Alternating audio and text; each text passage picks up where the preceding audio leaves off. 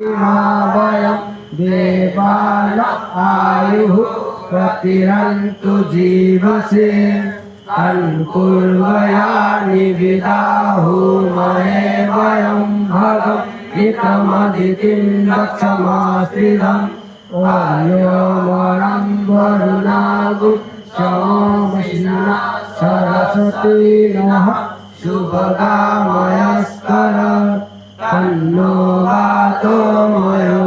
वातु एकजं तन्माता पृथिवी तत्पिता ध्रुवः तद्ग्रावाणः सुमसूतो यो भुवस्तदस्या श्रीभूतं धिस्मयायुवं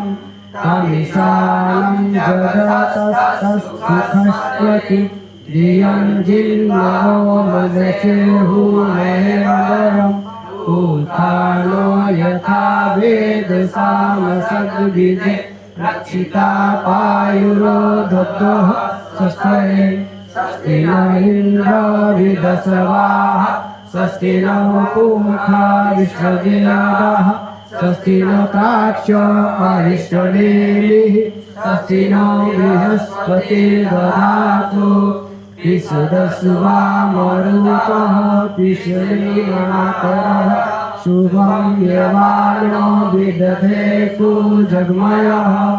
अग्निजीवा मनोभः सुरचक्षुषो विश्वेनो देवा अवसागमन्यः भद्रं कर्णेभिः शृणुयाम देवा भद्रं पश्चिमाचभिः यजत्रः स्थिरेरङ्गे सुष्ठुवागुं शस्त्रभिः व्यसेमहि देवहि तं यदायुः सप्तमिन्नो शरदो अन्तिदेवा यत्र नश्चक्राजरसं तन्नुनाम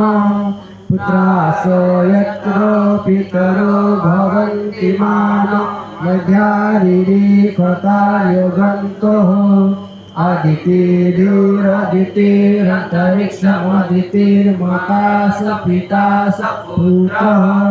विश्वे देवादितिः पञ्चजना अदितिर्जातमदितिर्जनित्वम् धियो शान्तिरन्तरिक्षं शान्तिः पृथिवी शान्तिरापः शान्तिरसदयः शान्तिः वनस्पतयो शान्तिर्विश्वदेवः शान्तिर्ब्रह्म शान्तिः सर्वगुण शान्तिः शान्तिरेव शान्तिः सामा शान्तिः